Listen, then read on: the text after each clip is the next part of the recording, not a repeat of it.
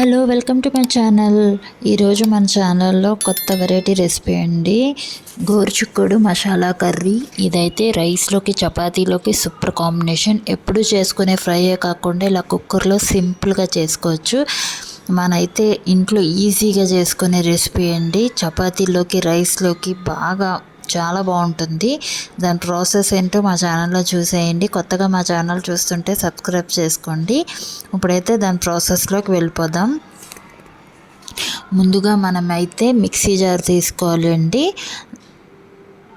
దాంట్లో మనం వేయించుకున్న వేరుశెనగుళ్ళు అయితే 2 స్పూన్స్ అయితే వేసుకుంటున్నాను. తర్వాత ఎండు కొబ్బరి కొంచెం వేసుకుంటున్నాను.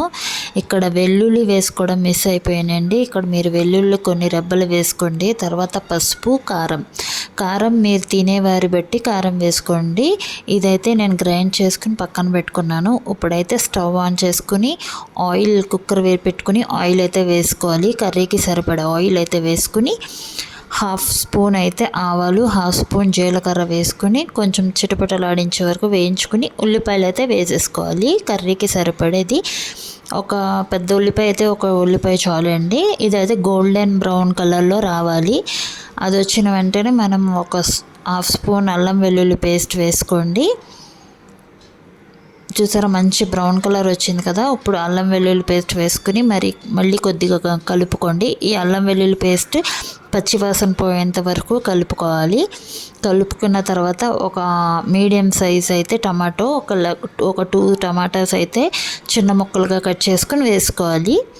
ఇదంతా బాగా మగ్గిపోవాలండి. టమాటాలన్నీ కలర్ అనేది చేంజ్ అవ్వాలి. ఆయిల్ అనేది సపరేట్ అవుతుంది కదా.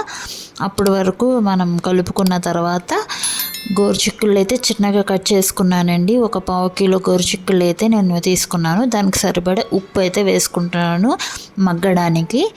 ఉప్పు కూడా వేసుకున్న తర్వాత బాగా కలుపుకొని మూత పెట్టేసేయండి. కొంచెం సేపు మగ్గుతుంది, ఒక 5 మినిట్స్.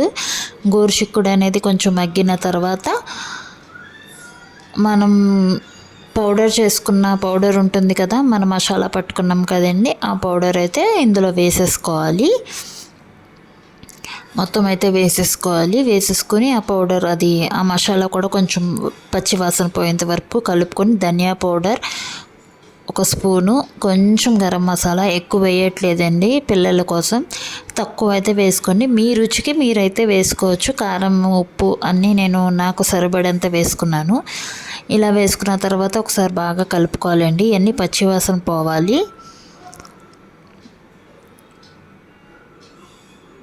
కొంచెం మూత పెట్టేసి నేను మగ్గిస్తున్నాను.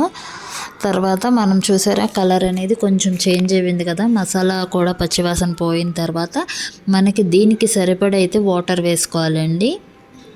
మన కుక్కర్లో విజిల్స్కి సరిపడే వాటర్ అయితే వేసుకోవాలి, ఇది కర్రీ అవ్వడానికి. చాలా సింపుల్ ప్రాసెస్ అండి. మీరు ఇంట్లో ట్రై చేసి ఎలా ఉందనేది నా కమెంట్ సెక్షన్లో కమెంట్ చేయండి.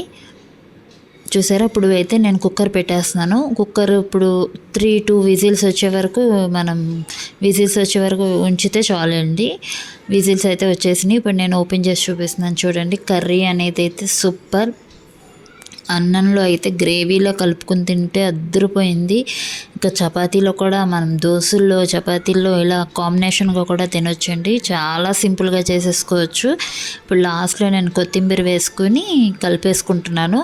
ఇది ఏంటంటే మన కుక్కర్ మూత తీసిన తర్వాత ఒక 5 మినిట్స్ మనం కూర అనేది కొంచెం ఉడికించుకుంటే, ఇలా కొత్తిమీర వేసుకున్న తర్వాత ఒక 5 మినిట్స్ ఉడికించుకుంటే చాలండి. కర్రీ అనేది రెడీ అయిపోయింది. ఇది కంపల్సరీ మీరు ట్రై చేయండి. ఎలా వచ్చిందనేది నా కమెంట్ సెక్షన్లో కమెంట్ చేసి చెప్పండి. ఈ వీడియో కనుక మీకు నచ్చితే లైక్ చేయండి, షేర్ చేయండి, సబ్స్క్రైబ్ చేయండి. మరిన్ని వీడియోస్ కోసం నా ఛానల్ని అయితే సబ్స్క్రైబ్ చేసుకోండి. Thank you for watching. Last వరకు చూసినందుకు థ్యాంక్ యూ సో మచ్.